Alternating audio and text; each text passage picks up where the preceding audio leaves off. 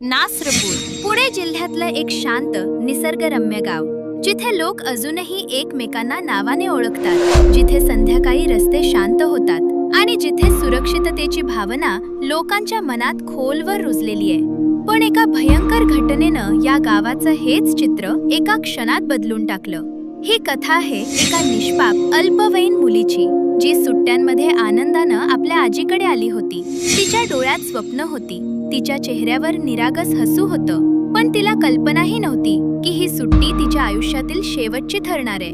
माहितीनुसार गावातीलच एका 65 वर्षीय व्यक्तीनं तिच्याशी ओळख वाढवली। सुरुवातीला सगळं अगदी साधं वाटत होतं, विश्वास जिंकण्याचा प्रयत्न, गोड बोलणं, आणि मग एक दिवस त्या विश्वासाचाच गैरफायदा घेतला गेला। त्या दिवशी आरोपीनं तिला फसवून एका एकांत जागी नेलं, एक अशी जागा जिथे मदतीसाठी ओरडणारा आवाजही कुणापर्यंत पोहोचू शकत नव्हता। पुढे जे घडलं ते इतकं भयावह होतं की ऐकून अंगावर काटा येतो। मुलीवर अत्याचार केल्याचा आरोप आणि त्यानंतर तिचा जीव घेतल्याचा गंभीर गुन्हा। गावात जेव्हा ही बातमी पसरली तेव्हा एकच खळबळ उडाली। लोकांच्या चेहऱ्यावर भीती, राग आणि असहायता स्पष्ट दिसत होती। ज्या ठिकाणी लोक निर्धास्तपणे आपल्या मुलांना खेळायला पाठवायचे, तिथेच आता प्रत्येक पालकाच्या मनात एकच प्रश्न होता, आपली मुलं सुरक्षित आहेत का?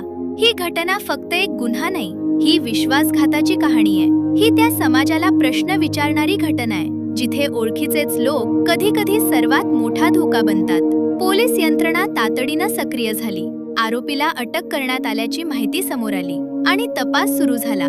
पुरावे गोळा करण्यात आले, घटनास्थळाची तपासणी करण्यात आली आणि न्याय मिळवण्यासाठी प्रक्रिया पुढे सरकू लागली।